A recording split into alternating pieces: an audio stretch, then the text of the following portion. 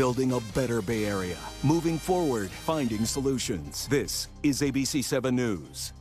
Hi there, I'm Kristen Z. You're watching Getting Answers live on ABC 7. We ask experts your questions every day at 3 to get answers for you in real time. Today, the mystery and horror of the disappearing Native American women in Northern California. A tribe issues an emergency declaration. We'll talk to a member of the tribe who's also a sociology professor at UC Merced. Also, baseball's opening day possibly postponed, games already canceled due to the ongoing labor dispute between team owners and players. What does this mean for the future of Major League Baseball, and specifically the Giants and the A's? ABC 7 Sports Director Larry Beal will join us. But first, President Biden, in his State of the Union address last night, unveiled plans to move America to a new stage of the COVID pandemic. One key component of the plan is test to treat. And now we're launching the Test to Treat initiative. So people can get tested at a pharmacy, and if they prove positive, receive the antiviral pills on the spot at no cost. So joining us to discuss the president's latest efforts to keep the pandemic at bay and restore normalcy, although perhaps under a new normal, is UCSF infectious diseases specialist Dr. Peter Chin Hong. Dr. Chin Hong, great to have you with us. Always a pleasure, Kristen. Thanks for having me on. Yeah, so last night the president echoed the public sentiment to want to return to normal, to do all the things that we have loved and missed. But he also emphasized keeping schools and businesses open. Overall, what do you think about the emphasis and the tone? I like the tone. I like the emphasis. It's multimodal. Previously, if you remember, a few months ago, the Biden administration was criticized for putting all the eggs in the vaccine basket. What this shows us that there's no one size fits all. Okay, but a big part of this new phase and the new plan is test to treat that he just talked about. What does that entail exactly, right? I know it's being able to test, and then if you're, testing positive on the spot, you get treatments. But tell us about, where you would have to go for this and what kind of treatment we're talking about. Yeah, so we're talking about pills. Most people have heard about Paxlovid or molnupiravir. Paxlovid can cut down the hospitalization risk by as much as 89% in the highest risk people. So unvaccinated with, comorbidities. You test on site, you get the pills for 5 days, 3 pills twice a day. All right, so, would this be done at all American pharmacies, or is the idea that certain ones will be designated, or will they open up new centers? Well, I think the devil is in the details. So far, they've named some pharmacies like Walgreens, CVS, Rite Aid. We don't know if all pharmacies will have this capability. Yeah. It does require some choreography. You can't just have pills in the pharmacy stash and have a testing program. You have to coordinate it because, for example, you have to do patient education. You have to figure out what meds the patient is on, so that because there's some drug interactions with some patients. So it's not as easy as it seems. And like with everything, the devil is always in the details. Right, you're right. Drug interactions is a concern, so you do need to know about what the person is currently taking, what they're able to take. And then also, how will the pharmacies verify if somebody's at high risk? And then, the other thing I can think of is, what if you live in a rural area or an area that doesn't have pharmacies? Exactly. I think they have to fill and find out some stopgap measures. Yeah. Again, you want to make this accessible to as many people as possible to not only protect their own health, but to protect the hospital resources. What about Paxlovid? And, you were talking about the antivirals. I understand that, currently it's not necessarily always easy to get it. Does this mean a ramping up of supply rapidly? Who would be eligible? Yes, I think that right now, not many people know about it. It's hard to access. There are only a few pharmacies that have drug available.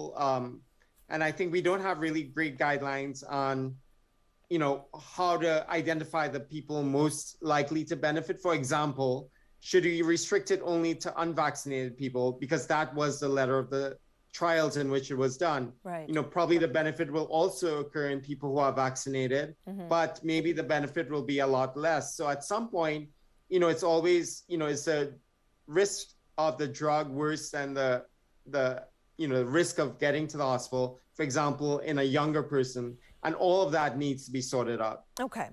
Also, the White House announced that Americans will get a second batch of free at-home tests sent to them, I think next month, right? We already had the first batch. Is that still relevant? Is that still a vital part of the plan to keep the pandemic at bay? It's totally relevant. And for anyone who has extra stashes of masks and tests, believe me, you'll be pulling those out by the end of this year. So keep them in your closet, check the expiration date. And, unfortunately, there will be a time when we may need to use it again. Mm-hmm. We celebrate when things are quiet, but we also keep a growth mindset and be humble. I have such humility for this virus.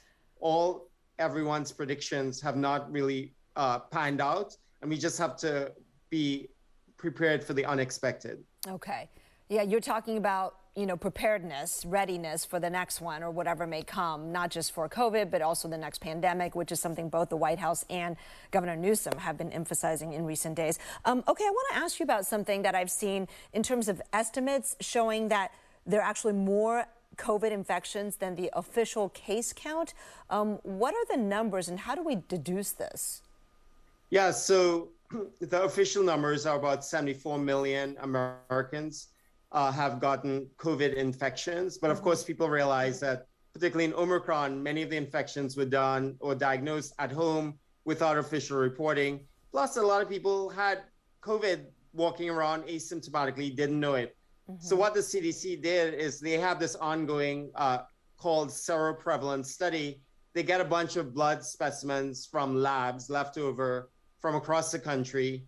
And when they did a recent analysis, they found that actually twice as many Americans at least have had COVID than originally thought. So, on average, about 42% of the country, when you look at kids, about 60%, higher in some states like, Wisconsin, for example, lower in other states like Vermont. So there's a lot of differences from state to state.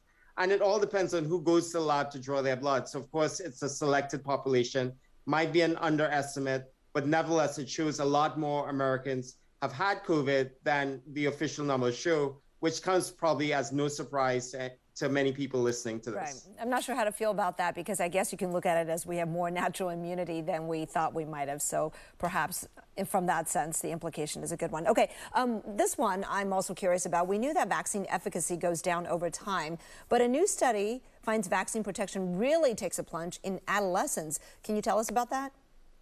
Yeah, so they looked at an administrative database, which is an important factor because it just compares in a database of people going to the emergency room, urgent care, et cetera.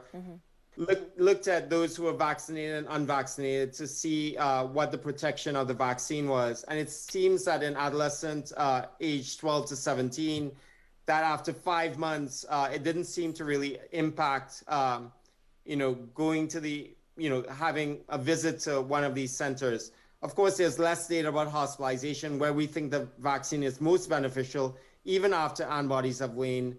And it doesn't account for natural immunity. In other words, the people you call unvaccinated may have had COVID before and have had some protection. So it looks like the vaccine is actually doing worse compared to the control group, when the control group had kind of a vaccine proxy by having had natural exposure. So as we do these studies from databases out of trials more and more, you'll see that vaccines on the surface look less effective, but it also means that the control group is becoming more protected by just seeing it naturally. Ah, that's an important point to note. All right.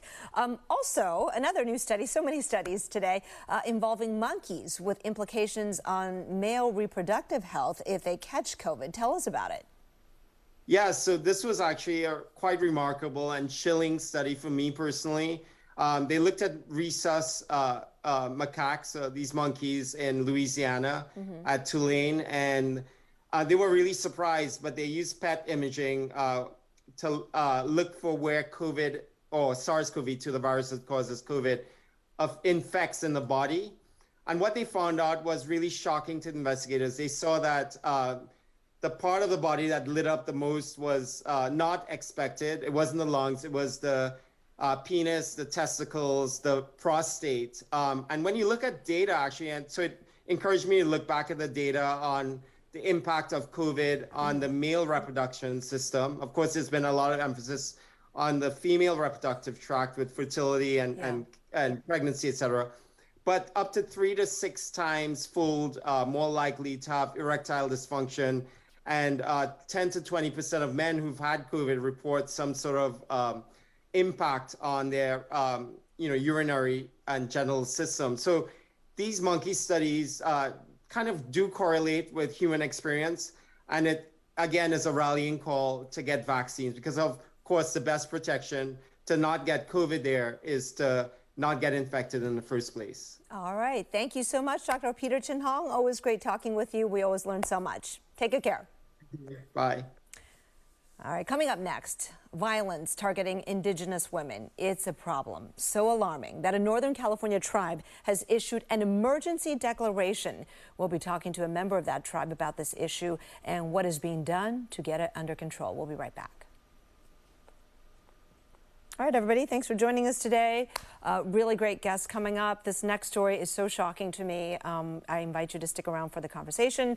Meantime, enjoy this slightly foggy view of the bay. Looks like we're checking out the Golden Gate Bridge peeping out there, and we're in Headlands. We'll be right back.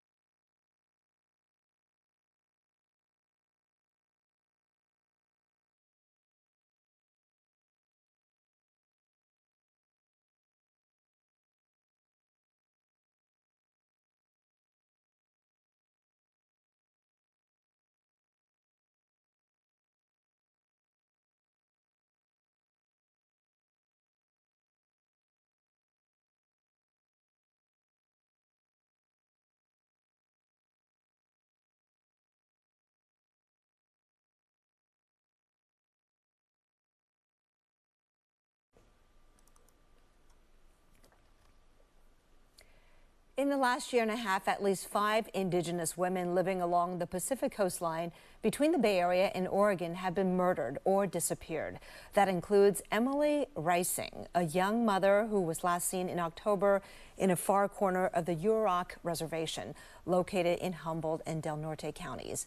Rising's cousin provided us with this photo of Emily and told ABC 7 News she still has hope that her cousin will return home, but it is a struggle to keep the faith.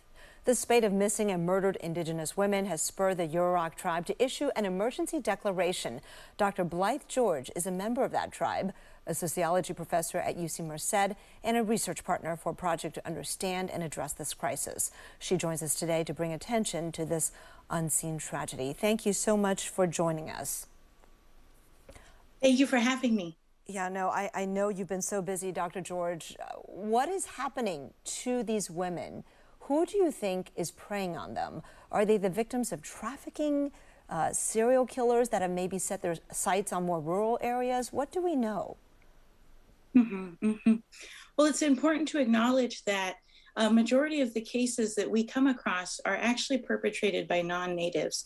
And so we're seeing interracial violence, which is actually quite different than most crime trends. Traditionally speaking, you're more likely to, be transgressed by someone of your own race, but to have these kind of cross-racial violence, that's what we're dealing with, and that's difficult because as tribes we have a differing jurisdiction depending on the victim and the offender.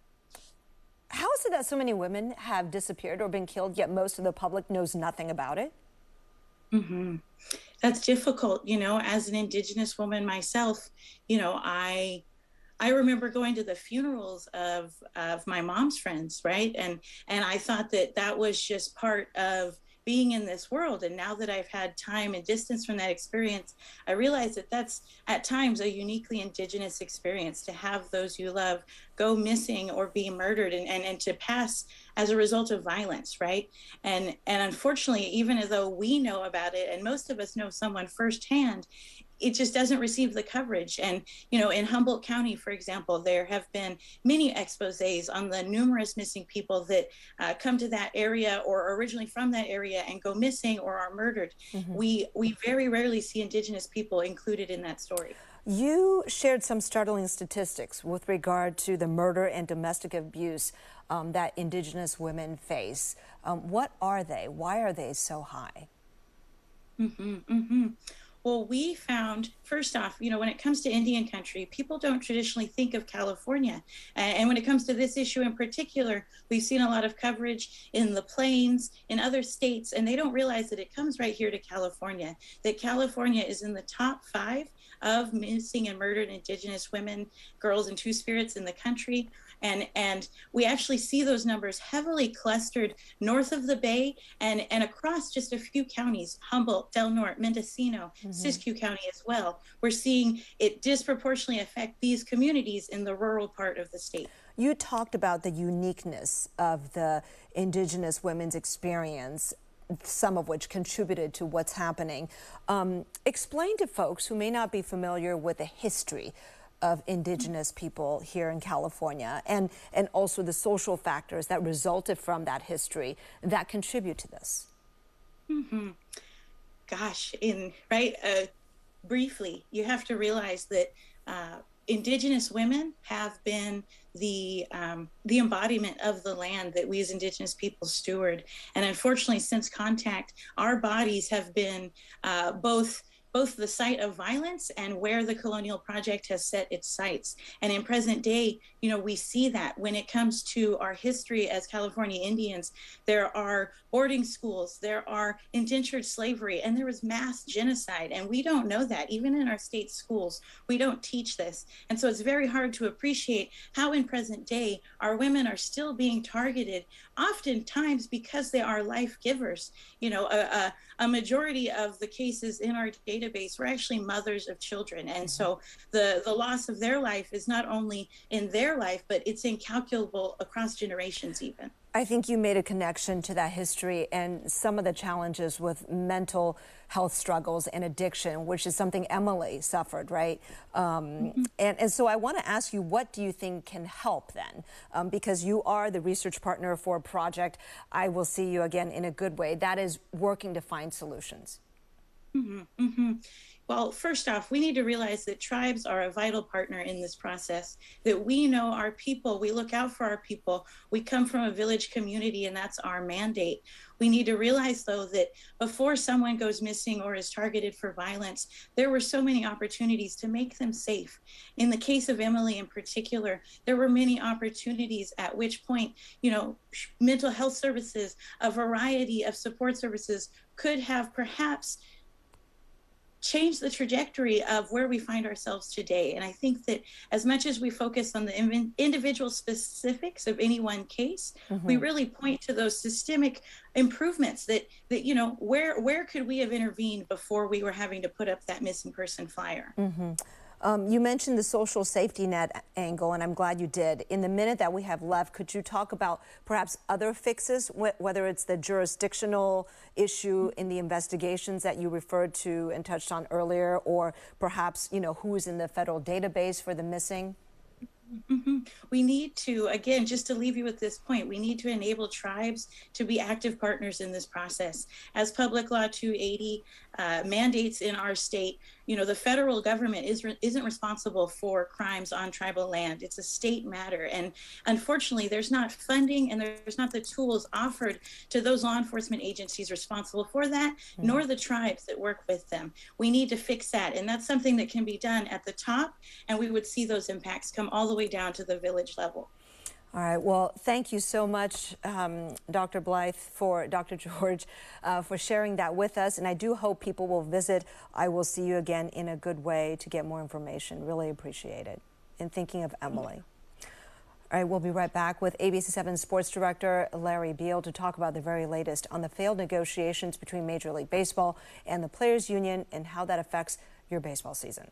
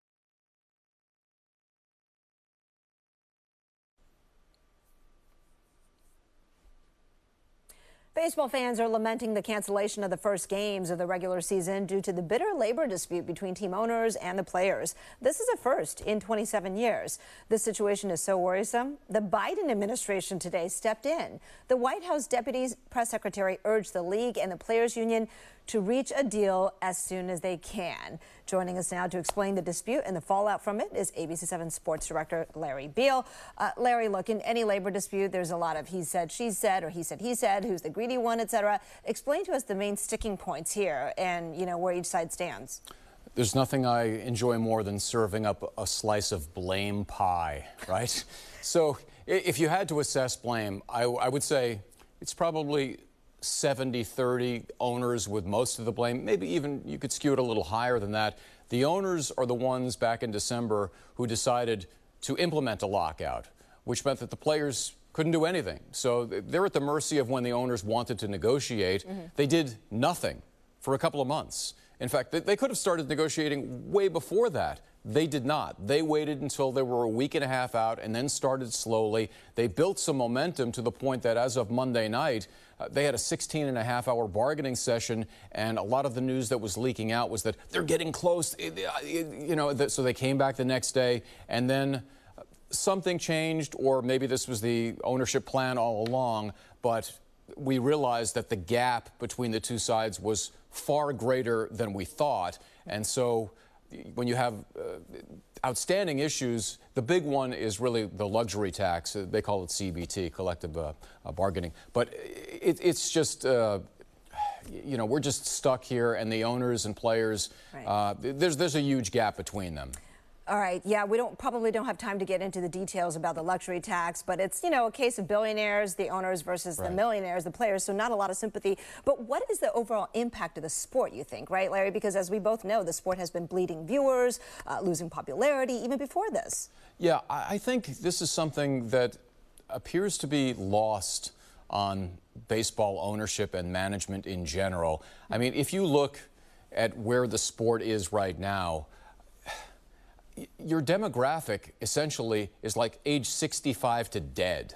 I mean, let's just be real about it. The numbers are decreasing. Football is way more popular. The NBA is more popular at this point. And especially when you look at just what every business wants right now is to attract younger fans, young viewers, because the timeline for them to be able to participate, buy tickets, spend money, so on and so forth, is greater.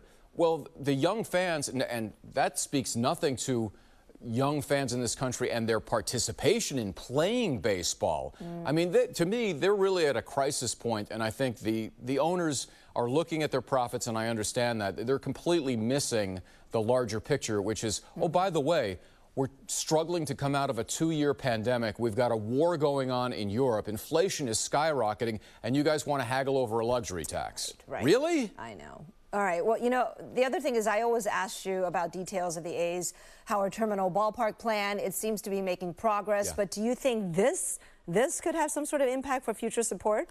I don't think so. I think, when you're talking about a ballpark deal, you're looking at 10, 20, 30 years and what that means for a particular neighborhood.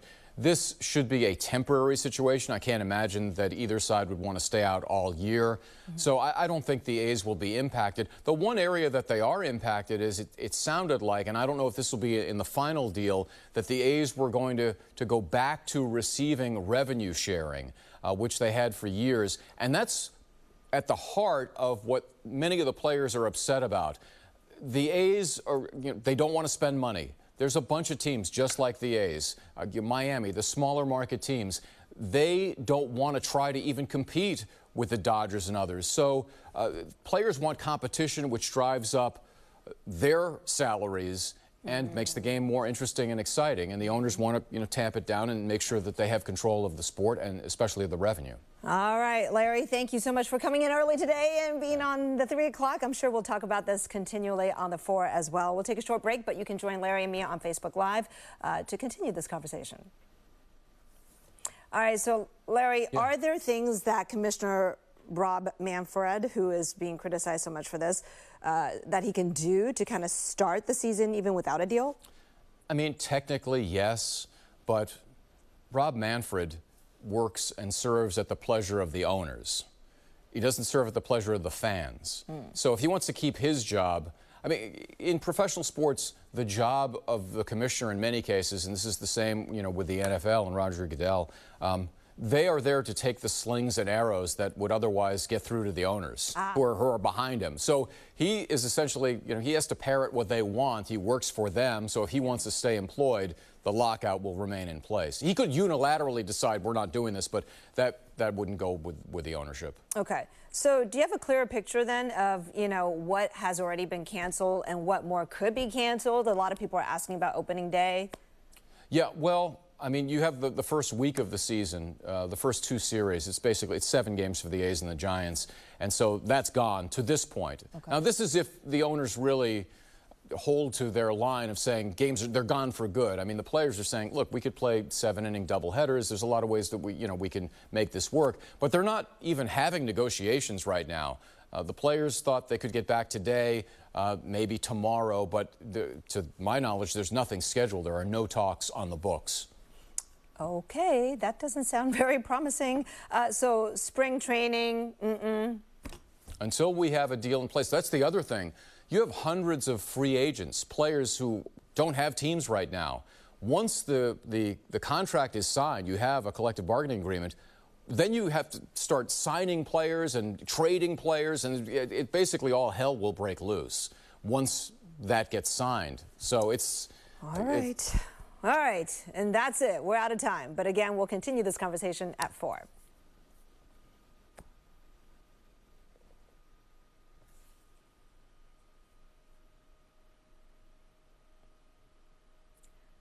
Thank you for joining us. Thank you for joining us on this interactive show, Getting Answers Today. We'll be here every weekday at 3 o'clock on air and on live stream answering your questions. World News Tonight is coming up next, and I'll see you back here with Larry at 4 o'clock. Bye-bye.